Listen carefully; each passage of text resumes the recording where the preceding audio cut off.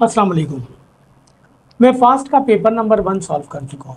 मेरे पास 3 पेपर हैं, fast past paper 1, 2 and 3। अब ये 2 स्टार्ट कर रहा हूँ मैं। अच्छा, ये फास्ट जिस तरह ये सारे क्वेश्चन एमसीक्यूज टाइप के, ये ना सिर्फ फास्ट में है, कराची यूनिवर्सिटी के लिए भी वैलिड है, एनईडी के लिए भी वैलिड है, सर सैयद के लिए भी वैलिड है, बहरिया के लिए भी ये वैलिड है। चूँकि ये फास्ट के क्वेश्चन है इसलिए मैं फास्ट के नाम से सॉल्व कर रहा हूँ। इसी टाइप के एमसीक्यूज हर जगह आते हैं, तो सबके लिए वैलिड हैं। अगर आप तैयारी करें सबके लिए तो सही है। क्वेश्चन नंबर 1 दिया हुआ है। अच्छा, पहला मैं अपलोड कर चुका हूँ, तो पेपर भी अपलोड कर दिया और सॉल्यूशन भी अपलोड कर दिया। सेकंड वाले का भी ऐसे ही करूँगा मैं। क्वेश्चन नंबर 1, क्वेश्चन नंबर 1 में कह रहा है कि the ratio of A B to B C is 4 और 9। हमारे पास ए बी और बी सी का रेशो दिया हुआ है 4 और 9, और हमें कह रहा है what is the area of parallelogram A B C D. हमने एरिया ऑफ पैरेललोग्राम निकालना है, तो हमारे पास एरिया ऑफ पैरेललोग्राम निकालने के लिए रेशो फॉर्म में कोई फार्मूला नहीं है। हाँ, फार्मूला है हमारे पास ए बी ए सी और जो है ना बी सी और ए सी, और फिर हम ए भी निकालते हैं डिस्टेंस फार्मूले से, ए सी भी निकालते हैं डिस्टेंस फार्मूले से, बी सी भी निकालते हैं डिस्टेंस फार्मूले से। तो यहाँ डिस्टेंस नहीं है, फिर हम उसे डिटर्मिनेंट से सॉल्व करते हैं, तो यहाँ कुछ भी नहीं दिया हुआ है। तो इसका मतलब अगर हमें रेशो फॉर्म में क्वेश्चन दिया हुआ और कहे कि find the area of parallelogram, तो कैन नॉट बी वैलिड, ये वैलिड नहीं होगा, फाइंड नहीं किया जा सकता। तो इसका आंसर यही आएगा, can not be determined.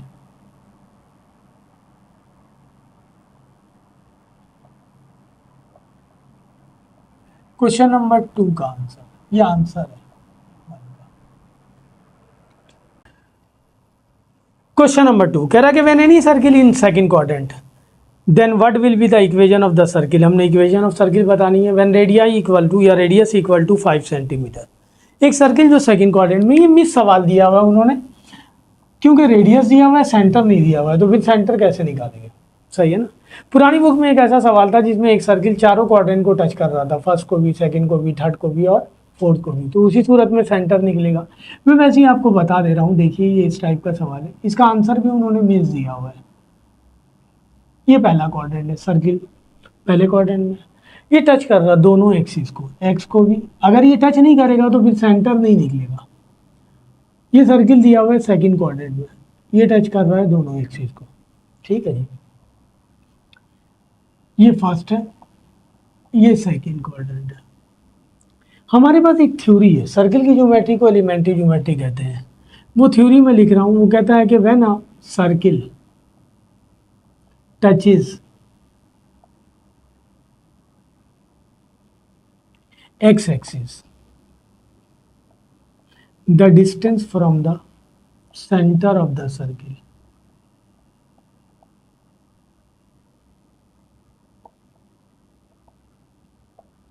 to the x axis will be equal to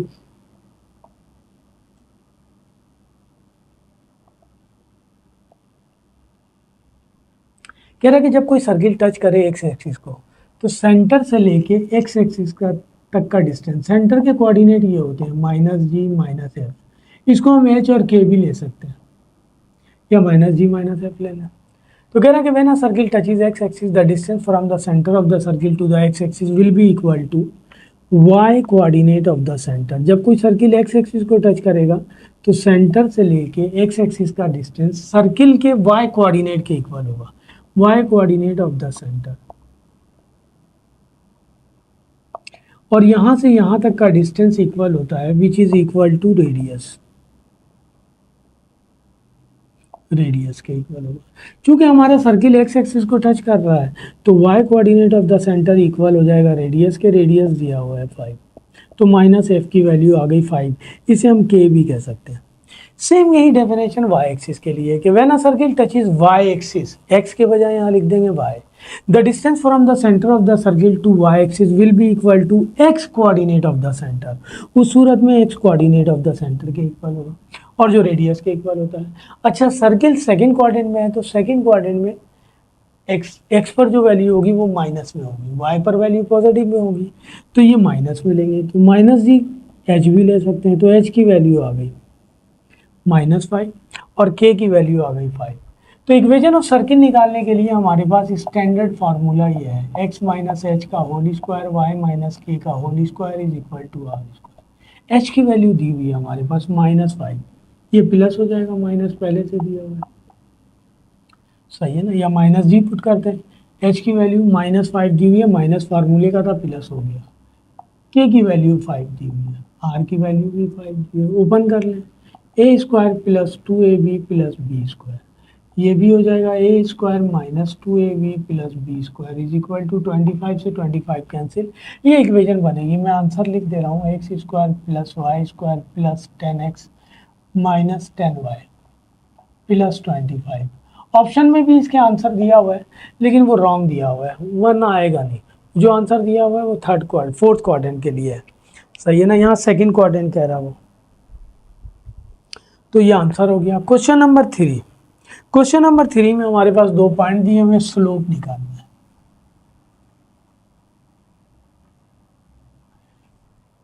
question number 3 में कह रहा कि if a line contain a point P1 and P2, सही है ना, then the slope of the line बताना है। P1 दिया हुआ है 3 माइनस 3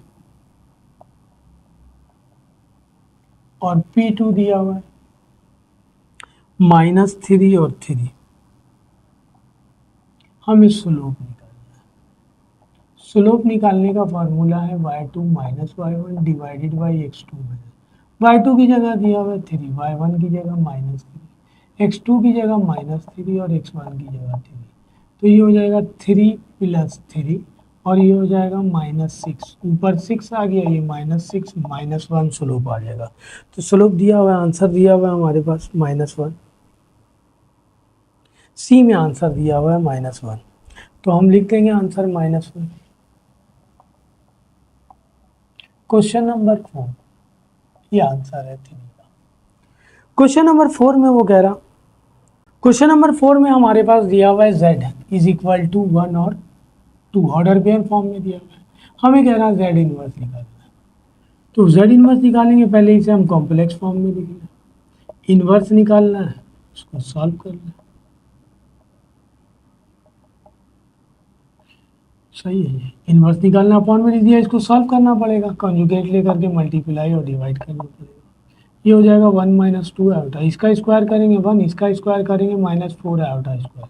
आयोटा स्क्वायर -1 के इक्वल होता है, तो माइनस माइनस प्लस 5 हो जाएगा। ये हो जाएगा 1/5 माइनस 2/5 आयोटा। इसे पॉइंट में लिखा हुआ है, 0.4 आ जाएगा, 0.2, 1/5 का मतलब 0.2 और माइनस इसको लिखेंगे तो 0.4 आयोटा। इसे ऑर्डर पेयर में दोबारा लिख दें, 0.2 0 माइनस का 0.4। तो इसके ऑप्शन में आंसर दिया हुआ है 0.2, सी में दिया हुआ है 0.2, क्वेश्चन नंबर 4 कॉमा माइनस 0.4, ये आंसर हो गया। क्वेश्चन नंबर 5, क्वेश्चन नंबर 5 में कह रहा, सिंपल सा क्वेश्चन है, z डबल बार किसके इक्वल होता है। z डबल बार थ्योरी है, z के इक्वल होता है, हम लिख देंगे z, ये आंसर हो जाएगा। कैसे, फॉर एग्जांपल मैं z की एक वैल्यू ले लेता हूँ 1 प्लस आयोटा, पहली दफ़ा इसका बार कैलकुलेट करें 1 माइनस आयोटा हो जाएगा, एक दफ़ा और कैलकुलेट करें तो ये प्लस में आ जाएगा, तो z डबल बार इक्वल हो जाएगा, ये z आ गया दोबारा, z के इक्वल हो जाएगा। क्वेश्चन नंबर 6, क्वेश्चन नंबर 6 में कह रहा है कि the multiplicative inverse of 1 minus 2 iota, वही इनवर्स निकालना हमने, 1 माइनस 2 आयोटा का मल्टीप्लिकेटिव इनवर्स क्या आएगा, बस यहाँ प्लस है माइनस लिख देंगे।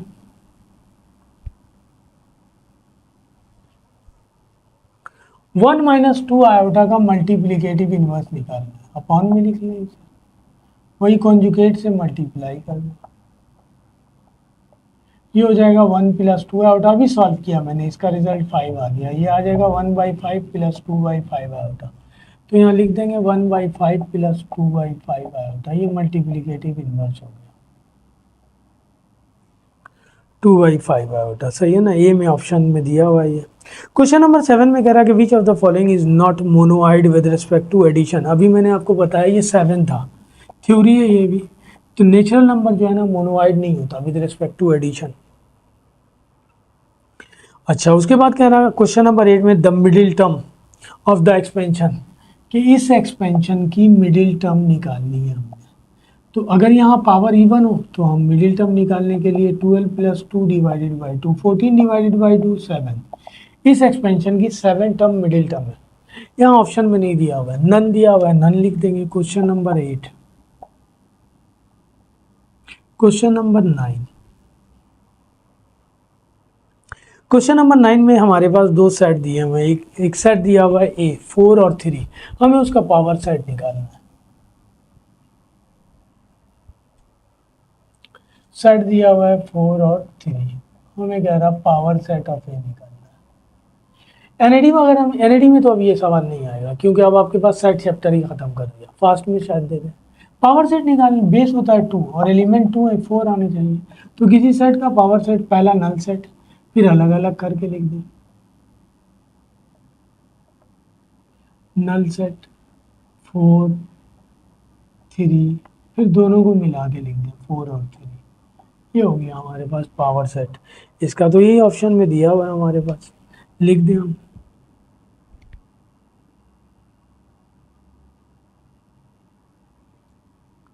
फाइव 4 3 4 और 3। Question number 10। क्वेश्चन नंबर 10 में दिया हुआ है the set Q plus forms a group.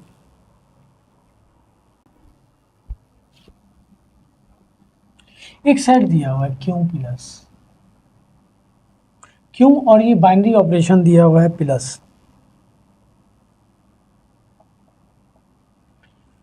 सही है ना। कह रहा है कि फॉर्म्स अ ग्रुप, पहले ऑप्शन में आंसर दिया हुआ है, दूसरे में can not contain not additive identity. सही है ना। तीसरे में दिया हुआ है does not form a group, और चौथे में दिया हुआ है कंटेन नो एडिटिव इनवर्स। इसमें कोई एडिटिव इनवर्स नहीं होता। ग्रुप होता क्या है? सही है ना। क्यू सेट, क्यू जो है ना वो रेशनल नंबर का सेट होता है। कोई सेट ग्रुप कब होगा? सही है ना। मिसाल के तौर पे एक नेचुरल नंबर का सेट है। सही है। हम with respect to addition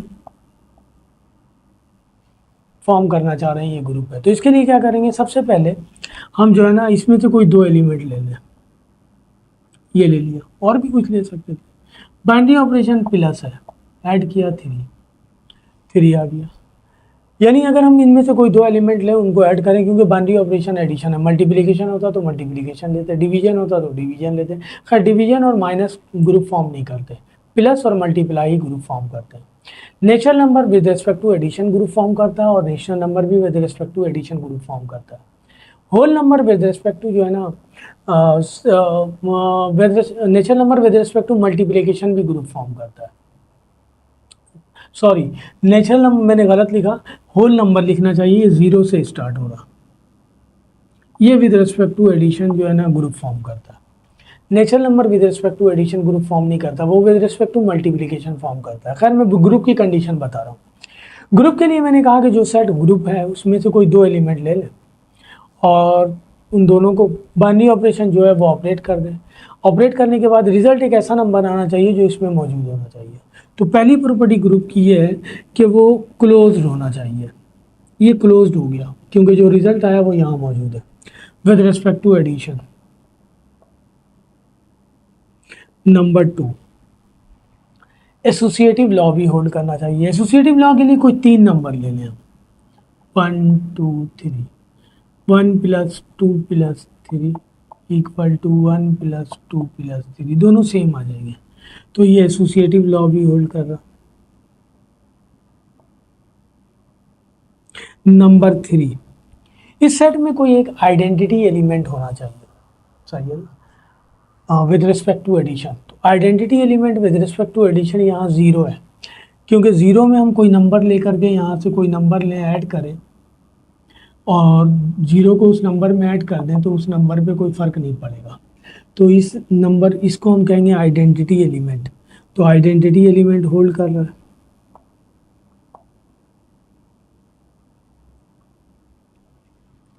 number 4, इस सेट में एक इन्वर्स, हर नंबर का एक इन्वर्स एलिमेंट होता है। विद रिस्पेक्ट टू एडिशन 2 का इन्वर्स एलिमेंट -2 हो जाएगा, जब हम इसको सॉल्व करेंगे तो रिजल्ट आइडेंटिटी एलिमेंट आ जाएगा। तो हम कहेंगे ये इनवर्स प्रॉपर्टी भी होल्ड कर रहा है, यानी इसे क्लोजर प्रॉपर्टी भी होल्ड करना चाहिए, इसे एसोसिएटिव भी होना चाहिए, इसे आइडेंटिटी एलिमेंट भी होल्ड करना, इसमें एक आइडेंटिटी एलिमेंट भी होना चाहिए और इनवर्स एलिमेंट भी इसमें होना चाहिए, इनवर्स प्रॉपर्टी भी होल्ड करना चाहिए, सही है ना। तो ऐसे सेट को हम कहेंगे कि वो ग्रुप फॉर्म कर रहा है, ये चारों कंडीशन अगर होल्ड करेगा तब। अगर इनमें से कोई एक कम कर देगा तो फिर वो ग्रुप नहीं होगा। Natural number with respect to multiplication जो है ना ग्रुप है, उसकी वजह यह है कि 1 से अगर हम किसी नंबर को मल्टीप्लाई करेंगे तो वही रिजल्ट में आएगा, 1 से 0 को मल्टीप्लाई कर देंगे तो 0 आ जाएगा। आइडेंटिटी एलिमेंट यही होता है कि जब हम ऑपरेट करें तो रिजल्ट पर कोई इफेक्ट ना पड़े, जो नंबर हम यूज़ कर रहे हैं वो नंबर रिजल्ट में आ जाए। तो अगर कोई सेट ये चारों चीज़ें होल्ड करता है तो हम ऐसे सेट को कहेंगे कि वो ग्रुप फॉर्म कर रहा है। तो रेशनल नंबर भी ग्रुप फॉर्म कर रहा है विद रिस्पेक्ट टू एडिशन, ये थ्योरी है, याद रखनी है आपको। तो हम लिखेंगे फॉर्म अ ग्रुप, इसका आंसर।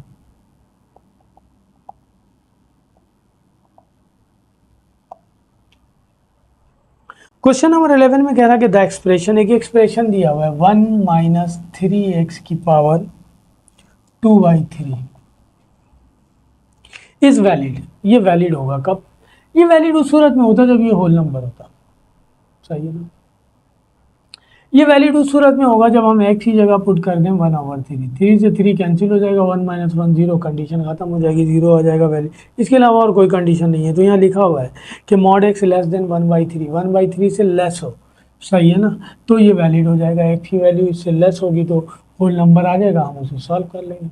तो क्वेश्चन नंबर 11 का आंसर है 1/3 हो, तब ये सॉल्व होगा। क्वेश्चन नंबर 12 में हमारे पास कुछ इस तरह दिया हुआ है। क्वेश्चन ये दिया हुआ है, ये लिखा हुआ है hash n into n equal to n-5 का होल स्क्वायर प्लस 5, और हमें वैल्यू निकालनी है। Then find hash 3 multiply by hash 4, ठीक है, मल्टीप्लाई करना है हमने। तो यहाँ n की जगह 3 रख दें, देखते हैं क्या आंसर आता है 3 का। 2 का स्क्वायर 4, 4 + 5 9, 4 रख दें n की जगह। 1 का स्क्वायर 1 + 5 6, + 5 है ना, ये 6 हो जाएगा। 9 को 6 से मल्टीप्लाई कर दें, दोनों मल्टीप्लाई करना है, 9 6 54, तो इसका आंसर आ जाएगा 12 का 54। यही दिया हुआ है ऑप्शन में आंसर। ये इसका आंसर है, ये इसका आंसर है, ये इसका आंसर है पावर सेट का, ये इसका आंसर है, ये नेचुरल नंबर का सेट था, ठीक है जी। Question number 12। क्वेश्चन नंबर 13 में कह रहा power set of x, P of x दिया हुआ है, dash under the binary operation of union.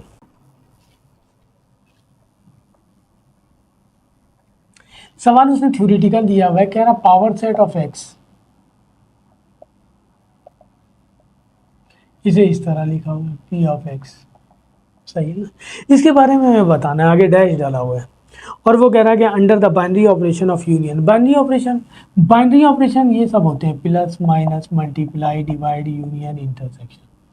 तो under the binary operation of union power set जो है ना क्या करेगा, यहाँ लिखा हुआ है answer form a group form करेगा, does not form a group form नहीं करेगा, हैज़ नो आइडेंटिटी, उसमें कोई आइडेंटिटी नहीं होगी, इनफाइनाइट सेट ऑल दो एक्स इज इनफाइनाइट, कि एक्स इनफाइनाइट है लिहाजा इनफाइनाइट सेट होगा, हैज़ नो आइडेंटिटी एलिमेंट, उसमें कोई आइडेंटिटी एलिमेंट नहीं होगा। तो 13 का आंसर हम लिखेंगे जो वो ये लिखेंगे अंडर द यूनियन। अगर बाइनरी ऑपरेशन यूनियन हो तो उसमें कोई आइडेंटिटी एलिमेंट नहीं होगा किसी भी सेट में एक्स। अच्छा जी, इफ कह रहा कि a is non singular matrix then a inverse का दोबारा इनवर्स निकालेंगे, ये आ जाएगा। हमने निकाला हुआ है, देखा है हमने। 14 का आंसर ए, ये भी आंसर है, ये भी आंसर है।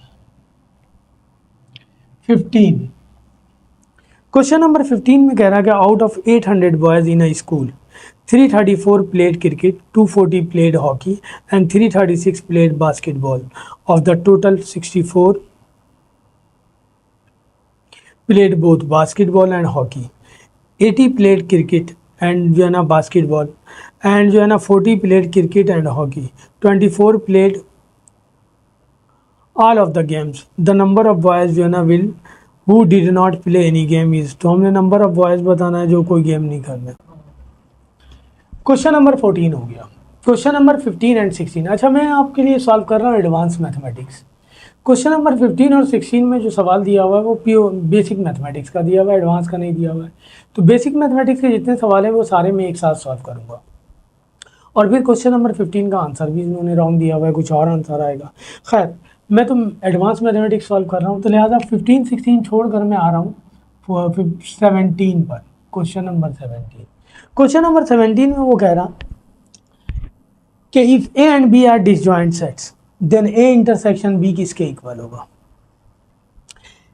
दो किस्म के सेट होते हैं, सेट ए एंड बी कह रहा डिसजॉइंट है, ये हमने प्रोबेबिलिटी में किया था सम प्रिंसिपल रूल में।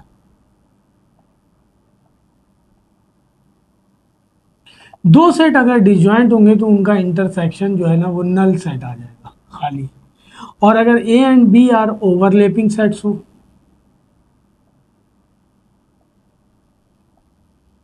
ओवरलैपिंग का ए और बी में कुछ कॉमन नंबर है, तो इसका मतलब फिर उनका इंटरसेक्शन नल नहीं आएगा, कुछ ना कुछ आएगा। ए इंटरसेक्शन बी जो है नल सेट नहीं आएगा। तो वो सवाल कह रहा है A and B are disjoint set, तो उसका आंसर आएगा नल सेट। नल सेट लिखा हुआ है आंसर में, तो नल सेट लिख देंगे, ये आंसर हो जाएगा 18। क्वेश्चन नंबर 18 में वो कह रहा, क्वेश्चन नंबर 18 में एक सेट दिया हुआ है और सेट के एलिमेंट हमारे पास ये दिए हुए हैं। सेट दिया हुआ है हमारे पास 1 -1 आयोटा और माइनस आयोटा। कह रहा है इस फॉर्म अ ग्रुप, और वो कह रहा है कि इस क्लोज्ड, ये ग्रुप तो फॉर्म कर रहा है, उसने बता दिया आपको, ग्रुप चेक करने की ज़रूरत नहीं है। कल मैंने ग्रुप की कंडीशन बताई थी आपको, सही है ना, इसी करते हुए इस फॉर्म द ग्रुप।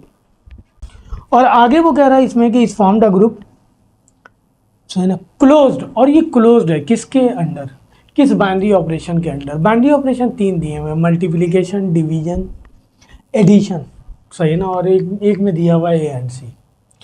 मैंने आपको बताया था कि कोई सेट क्लोज कब होगा। मिसाल के तौर पे हम बाइनरी ऑपरेशन मल्टीप्लिकेशन ले लेंगे, इनमें से कोई दो एलिमेंट ले लें, इसको मल्टीप्लाई करेंगे -1 इसमें मौजूद है, -1 आयोटा ले लें, इसको मल्टीप्लाई करेंगे माइनस आयोटा इसमें मौजूद है, आयोटा माइनस आयोटा ले लें, minus iota square, minus iota square -1 के इक्वल होता है, +1 इसमें मौजूद है। इसका मतलब given set is close with respect to multiplication, ठीक है। अच्छा, अब हम एडिशन के रेस्पेक्ट चेक करें तो फिर ये क्लोज नहीं है, क्योंकि एडिशन के रेस्पेक्ट अगर हम क्लोज करेंगे, ये दो एलिमेंट ले लें तो -1 +1 0 हो जाएगा, 0 इसमें मौजूद नहीं है, इसका मतलब ये क्लोज नहीं है। डिवीजन के रेस्पेक्ट चेक करें, -1 आ जाएगा, आयोटा को -1 से मल्टीप्लाई करें माइनस आयोटा, आयोटा को माइनस आयोटा से मल्टीप्लाई करेंगे -1, इसका मतलब ये गिवन सेट क्लोज्ड है with respect to multiplication and division. तो मल्टीप्लिकेशन जो है ना ए में दिया हुआ है और डिवीजन सी में दिया हुआ है। चौथे ऑप्शन में लिखा हुआ है बोथ ए एंड सी, तो इसका मतलब चौथा ऑप्शन इसका करेक्ट है, बोथ ए ऑप्शन भी सही है और सी ऑप्शन भी सही है, ये दोनों। फोर्थ में लिखा हुआ है डी में ए एंड सी दोनों सही है। क्वेश्चन नंबर 19, क्वेश्चन नंबर 19 में आपके पास क्वेश्चन दिया हुआ है, कह रहा है कि if omega is a complex cube root of unity then omega power 14 plus omega power 16 किसके इक्वल होगा। कह रहा ओमेगा क्यूब 1 के इक्वल है, तो ओमेगा 14 और ओमेगा 16 किसके इक्वल होगा। क्यूब में ब्रेक कर दें, 3 4 12, 2 बज गया, 3 5 15, 1 बज गया, ये 1 के इक्वल हो गया। ये ओमेगा स्क्वायर पहुंच जाएगा, 1 ओमेगा स्क्वायर से मल्टीप्लाई होगा, ये भी 1 ओमेगा से मल्टीप्लाई, ये इक्वल होता है -1 के। तो 19 का आंसर है -1, ये ऑप्शन में दिया हुआ है हमारे पास -1, ऑप्शन में मौजूद है डी में। 20 में कह रहा है कि 1 roots of this equation is 4, then other roots क्या होगा। एक क्वाड्रेटिक इक्वेशन दी हुई है, और क्वाड्रेटिक इक्वेशन दी हुई है हमारे पास 2x² + kx + 16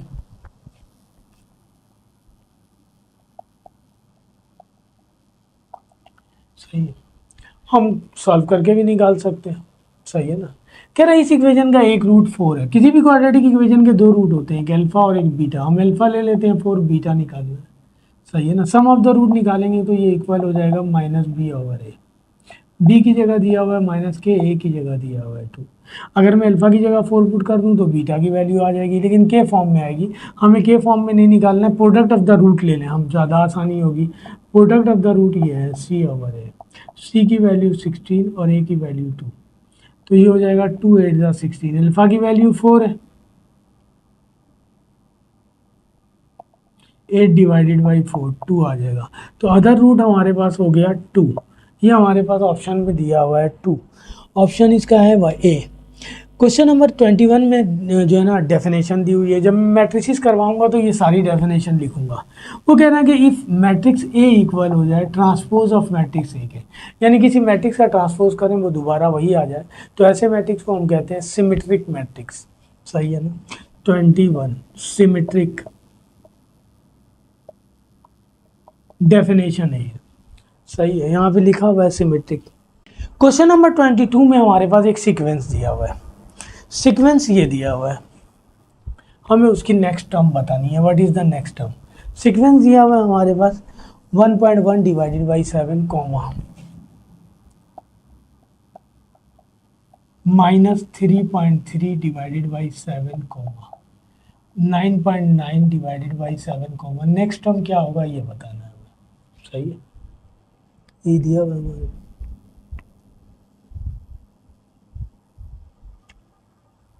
ठीक है। अगर आप इस 7 तो छोड़ दें, 7 तो आना ही है ना। अगर आप ऊपर वाले टर्म पे गौर करें तो ये इसको अगर मैं 3 से मल्टीप्लाई करूंगा -3 से, तो ये आ जाएगा -3.3, और दोबारा इसे -3 से मल्टीप्लाई करूंगा तो माइनस माइनस प्लस, ये आ जाएगा 9.9। तो इसका मतलब दोबारा इसे 3 से मल्टीप्लाई करें -3 से, 3 9 ज़ा 27, 2 3 9 ज़ा 27 और 2 29 -29.7 डिवाइडेड बाई 7। ऑप्शन में दिया हुआ है डी में ही है, ये आंसर आएगा -29.7 डिवाइडेड बाई 7। तो आप सिंपल सा मसला था ये, सीक्वेंस एंड सीरीज़ का मसला नहीं था ये। तो बाज़ दफ़ा ऐसे भी देते हैं, खैर ये जो है ना एडवांस मैथ में ही आता है। 23 क्वेश्चन नंबर 23 में वो कह रहा the nth term of the following sequence 0 6 24 60। एक सीक्वेंस दिया हुआ है 0 4 26 60। अब सीक्वेंस है ये, जाहिर सी बात है या तो मैं इसकी nth टर्म बनाऊं, तो मुझे nth टर्म बनाने की ज़रूरत नहीं, मेरे पास ऑप्शन में nth टर्म दिया हुआ है वही निकालना है हमें।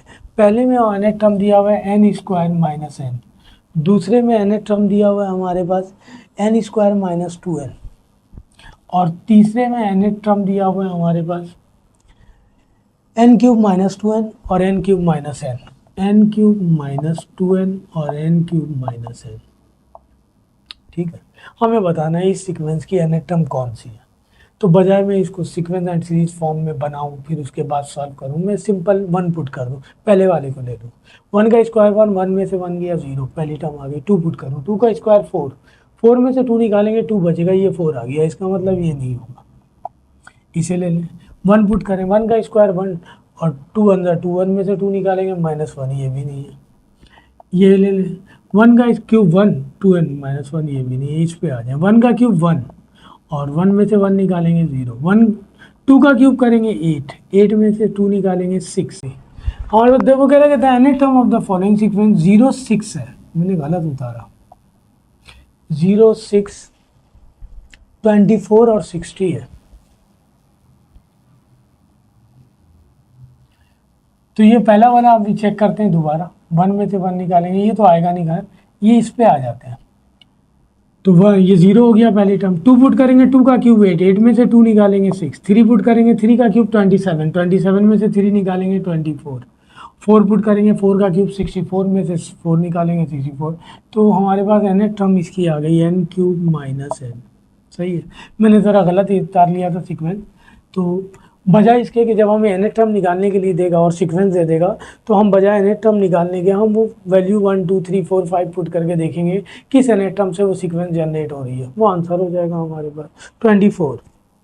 हमारे पास 24 में क्वेश्चन दिया हुआ है if sum of nth term is n square minus 3n। Sum of nth term दिया हुआ है, nth टर्म हमें 6 टर्म निकालना है, तो 6 पुट कर देंगे, 18 आ जाएगा। इसका आंसर रॉन्ग दिया हुआ है, ये 18 होगा, 18 दिया हुआ है हमारे पास, 25 18 25 में कह रहा है कि 3 अर्थमेटिक मीन बिटवीन 15 एंड 7। 15 और 7 के दरमियान हमने 3 अर्थमेटिक मीन निकालना है।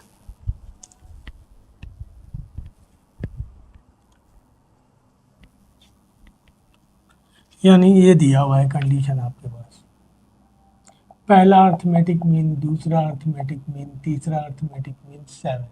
सही है। सबसे पहले हम डी निकालेंगे, b minus a divided by n plus 1। B a दिया हुआ है 7, ए दिया हुआ है 15 डिवाइडेड बाई एन 3 है, निकालना है 15 में से 7 निकालेंगे 8 डिवाइडेड बाई 4 माइनस 2, डी की वैल्यू आ गई। पहला अर्थमेटिक मीन निकालेंगे, ये हो जाएगा हमारे पास ए प्लस डी। ए दिया हुआ है 15, डी दिया हुआ है माइनस 2 13। दूसरा अर्थमेटिक निकालेंगे, ये भी लिख सकते हैं ए वन प्लस डी। ए वन आ गया 13 माइनस 2, तो ये आ जाएगा 11। तीसरा अर्थमेटिक निकालेंगे, लिख देंगे A two plus D. A two आ गया 11 माइनस 2 9। तो 3 अर्थमेटिक मीन आ गए 13 11 और 9। सही है। 13 11 9 ऑप्शन में दिया हुआ है, सी में 13 11 एंड 9। तो अर्थमेटिक मीन कहेगा तो डी निकालेंगे, ज्योमेट्रिक मीन कहेगा तो दूसरा निकालेंगे। तो हमारे पास ये आ गया 13 11 एंड 9।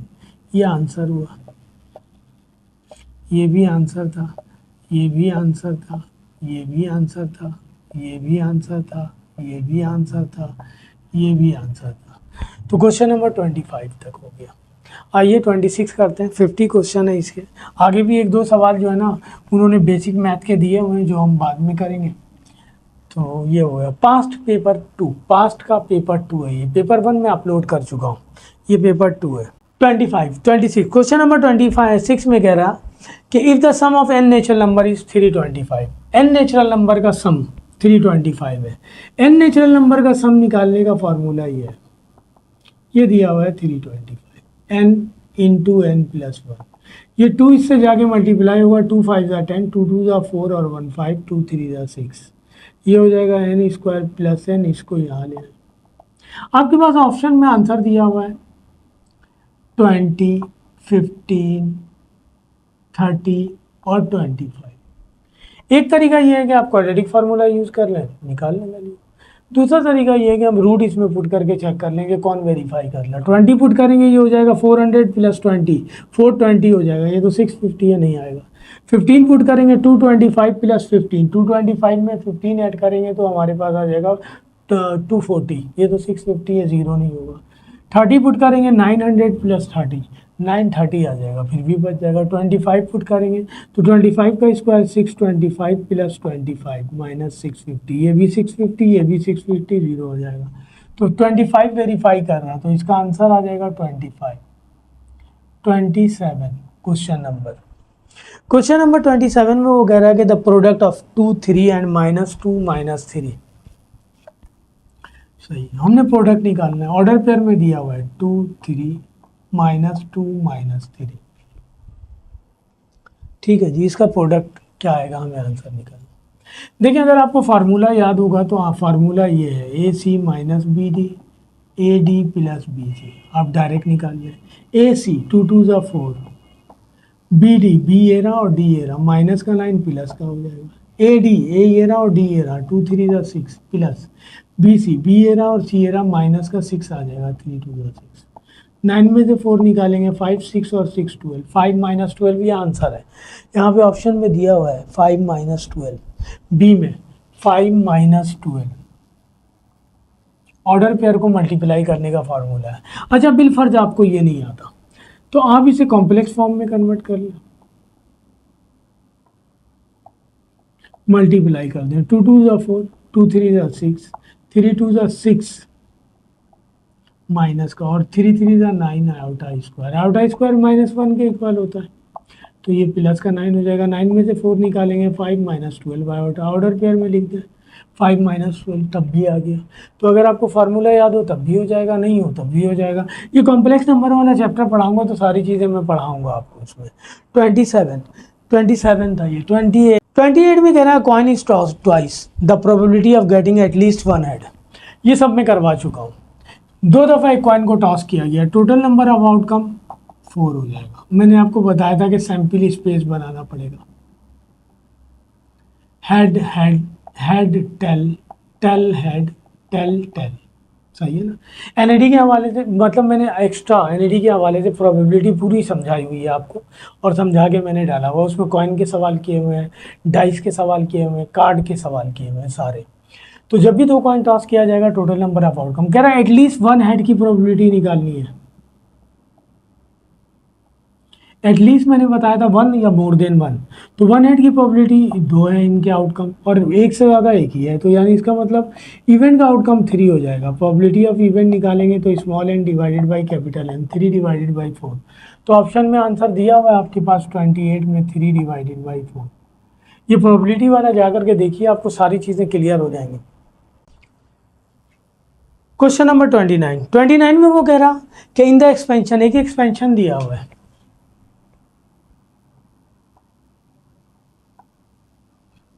इसको हम सॉल्व कर लें। ये कैंसिल हो जाएगा, 1 माइनस 1/x। कह रहा है इस एक्सपेंशन में, कह रहा है कि in the expansion the term independent of x is the rth term, कि टर्म इंडिपेंडेंट ऑफ x जो है वो rth टर्म के इक्वल है।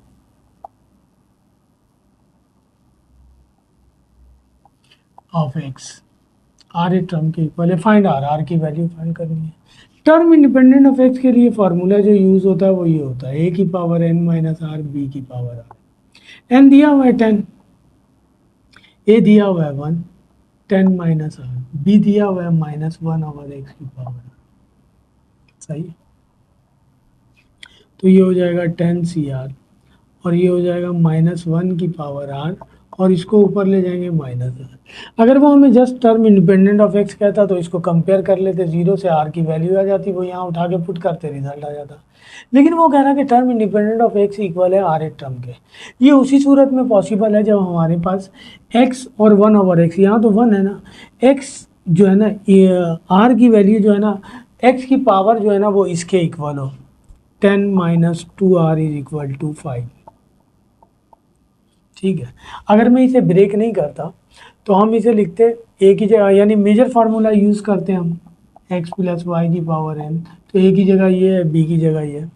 तो टर्म इंडिपेंडेंट ऑफ x जब rth टर्म के बराबर हो तो हम जो है ना उसकी rth टर्म की वैल्यू ये ले लेंगे, 10 minus 2r is equal to 5।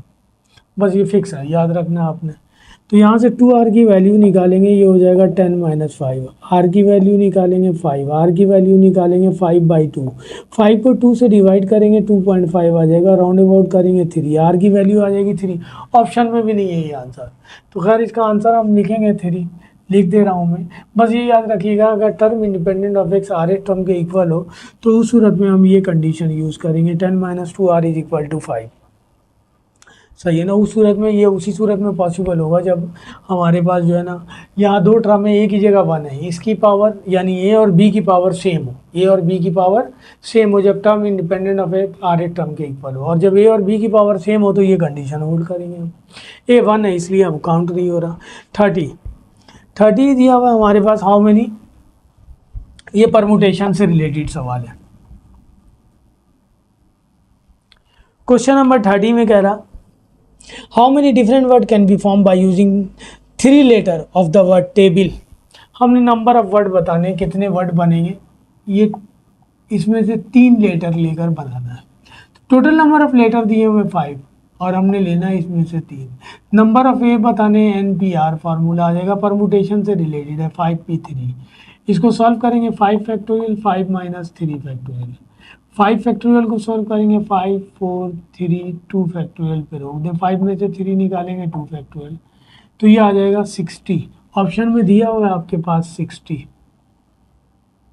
31 में हमारे पास दिया हुआ है कि the equation 2x² plus 3y² minus 4x represent, किसको रिप्रेजेंट कर रहा है ये, एक इक्वेशन दी हुई है 2x square plus 3x square minus 4x, ये किसको रिप्रेजेंट कर रहा? ऑप्शन में आंसर दिया हुआ एलिप्स, पैराबोला, सर्किल, पॉइंट। सही है ना? देखिए अगर हम इसे बनाएं तो x वाली टर्म को एक तरफ कर ले, इसको 2 कॉमन ले लें। सही है, ये अच्छा, अब इसे कंप्लीट कर लें, ए square minus 2ab plus B square,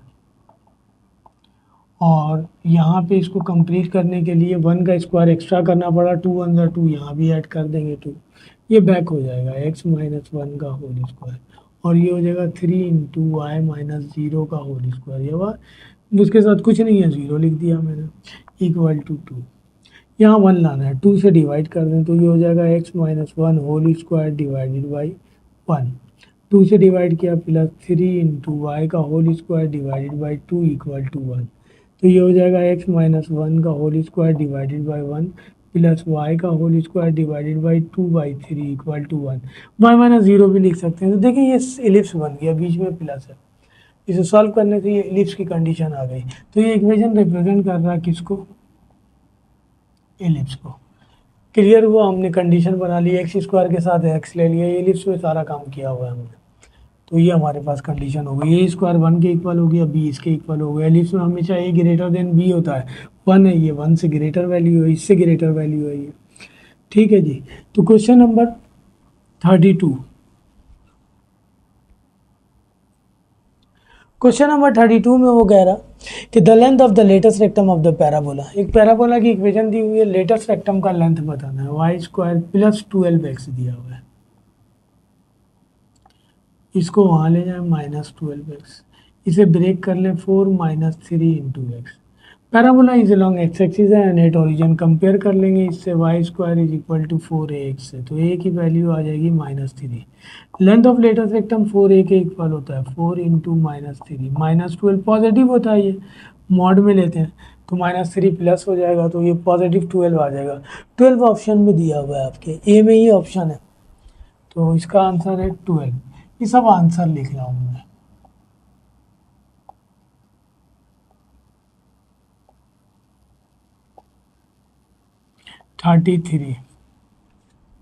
question number 33, question number 33 में वो कह रहा, 33 में कह रहा distance of a point from the line, point दिया हुआ है 3 माइनस 2, लाइन दिया हुआ है 3x plus 4y plus 10 equal to 0, point ये दिया हुआ है, लाइन दिया हुआ है 3x plus 4y plus 10 equal to 0। हमने पॉइंट एंड लाइन के दरमियान डिस्टेंस फार्मूला लगाना है, जो कि ये है ax plus by plus c divided by under root A square plus B square, ये x और y है, ए बी सी ये रहा, a दिया हुआ है 3, x की वैल्यू 3, b दिया हुआ है 4, y की वैल्यू -2, c दिया हुआ है 10 डिवाइडेड बाई a 3 का स्क्वायर, b 4 का स्क्वायर, तो ये हो जाएगा 9 माइनस 8 प्लस 10 डिवाइडेड बाई 25, 10 और 9 बल्कि 11 बच गया, और ये 5, 11/5, तो distance between point and line 11/5 आ गया। ऑप्शन में दिया हुआ है हमारे पास 11/5, ए में ही दिया हुआ है 11/5, ये आंसर हो गया। 34 में वो कह रहा कि the limit of function as x tends to 0, function दिया हुआ e⁻³ -1 divided by x, limit दिया हुआ है x टेंस टू 0, फार्मूला है इसका हमारे पास। यहाँ कंडीशन ये है कि जो यहाँ हो वही यहाँ होना चाहिए, तो यहाँ 3x है, यहाँ 3 नहीं है, तो हम यहाँ 3 से मल्टीप्लाई और 3 से डिवाइड कर दें, इसको पलट देंगे, 3 बाहर आ जाएगा, कांस्टेंट है। अब मुझे लिखना चाहिए लिमिट 3x टेंस टू 0, क्योंकि इस पर पावर 3x है, ये तो x टेंस टू 0 है, तो हम जब सॉल्व करते हैं तो बताते हैं कि एज अगर मैं 3x टेंस टू 0 ले लूँ तो इससे कोई फ़र्क नहीं पड़ेगा, इसका मतलब x टेंस टू 0 ही होगा, 3 वहाँ जाके 0 होगा, एक ही बात है। लिमिट अप्लाई करेंगे तो ये सब 1 के इक्वल हो जाएगा, तो 3 आंसर आ जाएगा। तो ऑप्शन में आंसर दिया हुआ है आपके पास 3। ठीक है जी, बी में ऑप्शन दिया हुआ है 3। सेकेंड डेरिवेटिव, हमने इसका सेकेंड डेरिवेटिव निकालना है, e⁻² 2x + 1 एट x = 1 पे डेरिवेटिव निकालना है।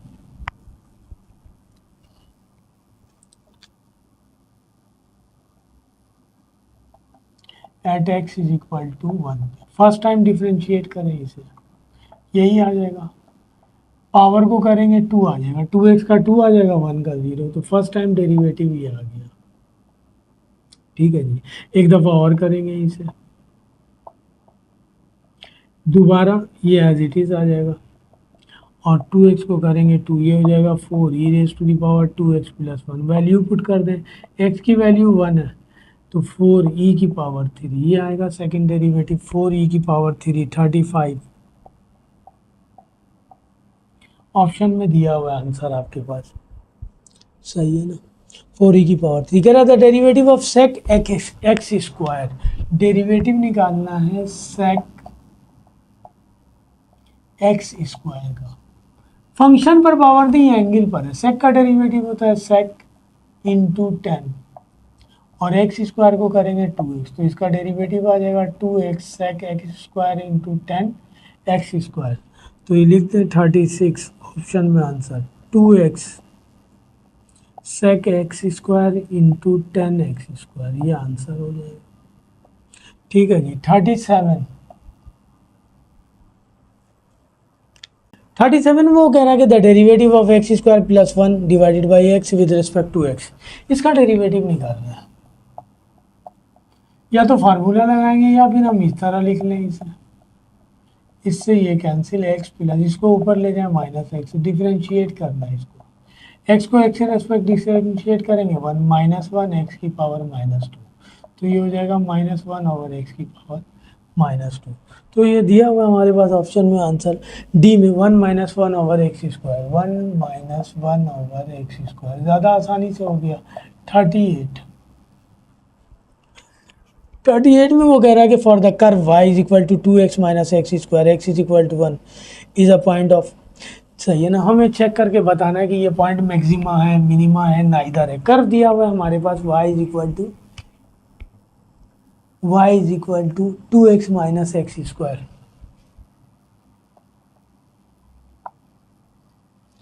x is equal to 1। Critical point या डिस्क्रिशनरी पॉइंट निकाल के दिया हुआ, हमने सिर्फ चेक करके बताना है कि ये पॉइंट मैक्सिमम है या मिनिमम है। तो इसे 2 टाइम डिफ्रेंशिएट करना पड़ेगा, फर्स्ट टाइम डिफ्रेंशिएट करें 2 minus 2x, second time differentiate करें 0, ये तो 0 हो जाएगा 2 का, और ये आ जाएगा माइनस 2, यानी डबल डेरिवेटिव का रिजल्ट आ गया लेस देन 0। इसका मतलब जो गिवन पॉइंट है वो मैक्सिमम हो गया। तो यहाँ ऑप्शन में दिया हुआ है हमारे पास मैक्सिमम, बी में मैक्सिमा, तो हम लिख देंगे मैक्सिमा, ये आंसर हो गया। मैंने आपको बताया था कि मैक्सिमम या मिनिमम पॉइंट किस तरह निकालेंगे, कि जो भी कर्व दिया हुआ है उसे 2 टाइम डिफ्रेंशिएट करेंगे, फर्स्ट डेरिवेटिव को 0 के इक्वल लेंगे, कुछ पॉइंट्स आ जाएंगे, उस पॉइंट्स को डबल डेरिवेटिव में पुट करेंगे। अगर डबल डेरिवेटिव का रिजल्ट लेस देन 0 है तो पॉइंट मैक्सिमम हो जाएगा, और ग्रेटर देन 0 होगा तो पॉइंट मिनिमम हो जाएगा, सही है ना। और अगर मैक्सिमम या मिनिमम वैल्यू निकालनी हो तो वो सवाल में जाके पुट कर देंगे, तो वैल्यूज आ जाएंगी मैक्सिमम या मिनिमम। 39, क्वेश्चन नंबर 39 में वो कह रहा कि दो सेट दिए हुए ए और बी, और हमें ए माइनस बी निकालना है। सेट ए दिया हुआ है 4 5 6 7 8 9 10, और बी दिया हुआ है 1 2 3 4 5 6। सेट ए दिया हुआ है 4 5 6 7 8 9 10, और सेट बी दिया हुआ है 1 2 3 4 5 6 तक दिया हुआ है जी। हमें निकालना है ए माइनस बी, तो ए में जो बचेगा वो लिखेंगे,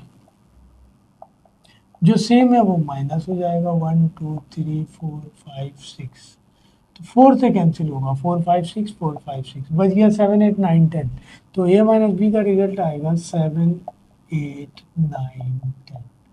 जिसमें से माइनस करते हैं उसमें जो बचता है वो रिजल्ट में लिखते हैं। ठीक है जी। क्वेश्चन नंबर 40,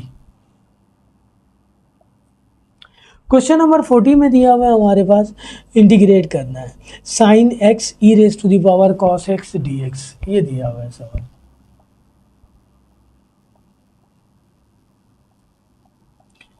एक्सपोनेंशियल को पहले लिख दें, इसके पावर का डेरिवेटिव चाहिए तब ये इंटीग्रेट होगा। इसके पावर का डेरिवेटिव माइनस साइन चाहिए, माइनस नहीं है, माइनस से मल्टीप्लाई कर दिया मैंने बैलेंस करने के लिए।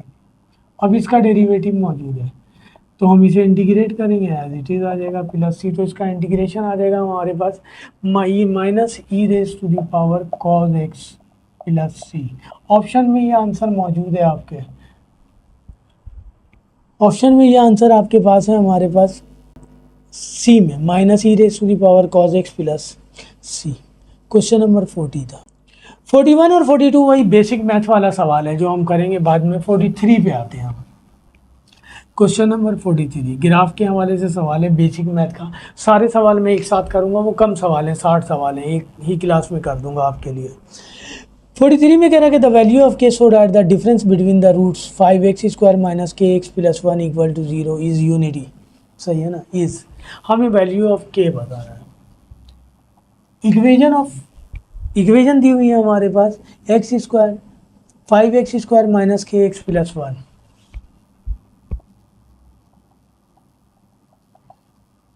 इक्वल टू 0 और कह रहा है इनका डिफरेंस ऑफ रूट जो है वो इक्वल है यूनिटी 1 के। तो हमें के की वैल्यू फाइंड की, हम तो सम ऑफ द रूट निकालते हैं।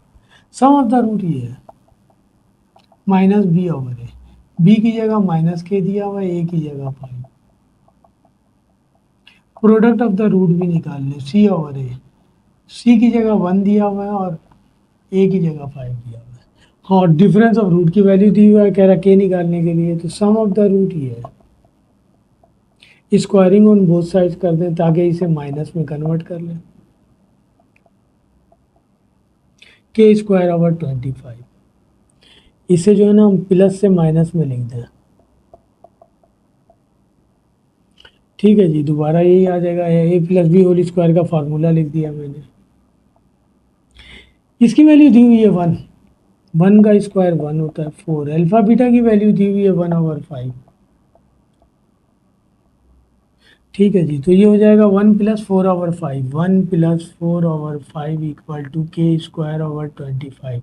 इसका एलसीएम ले लेंगे 5, 5 प्लस 4, ये हो जाएगा के स्क्वायर ओवर 25। इससे ये कैंसिल हो जाएगा, तो के स्क्वायर इक्वल हो जाएगा 5 प्लस 4 9 प्लस 5, के स्क्वायर हो जाएगा 45।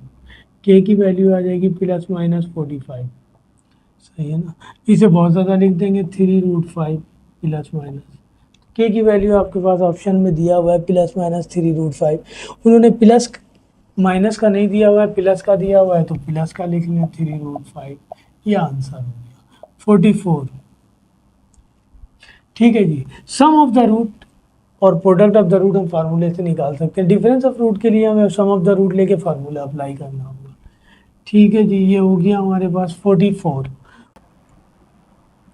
क्वेश्चन नंबर 44 में कह रहा है कि the nature of the root of the quadratic equation. Quadratic equation ये दी हुई है आपके पास, हमने नेचर ऑफ द रूट बताना है। +1 -1। आपको पता है नेचर ऑफ द रूट के लिए हम डिस्क्रिमिनेंट फार्मूला यूज करते हैं। बी की जगह दिया हुआ -2 cot थीटा, ए की जगह 1, सी की जगह -1।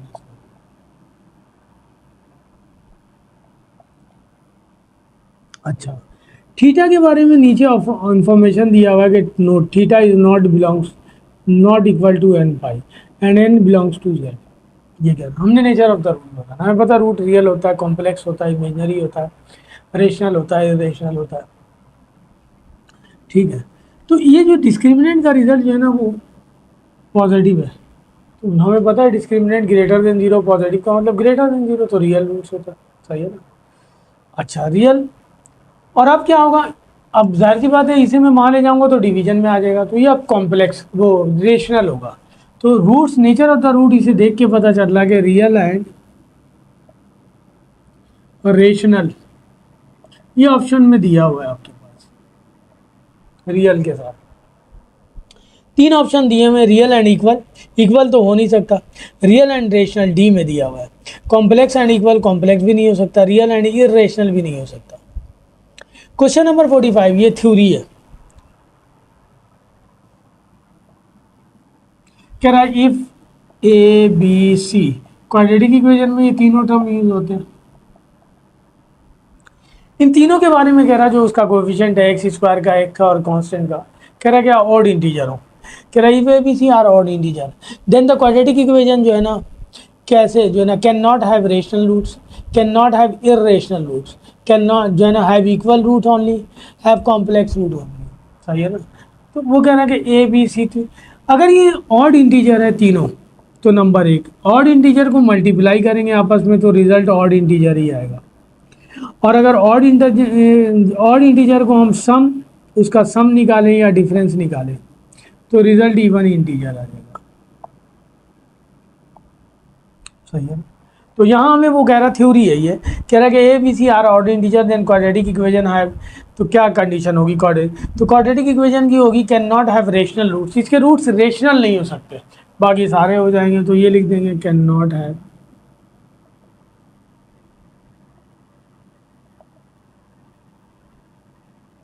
रेशनल। सही है ना, ये आंसर हो गया। ठीक है जी, तो ये सारे क्वेश्चन कर दिए, एक दो क्वेश्चन और रह गए हैं इसके, तो इंशाल्लाह नेक्स्ट थर्ड वाला बनाऊंगा तो उसके साथ कर दूंगा आपके लिए। वीडियो अच्छी लगे तो लाइक कीजिए, सब्सक्राइब कीजिए। अल्लाह हाफिज़।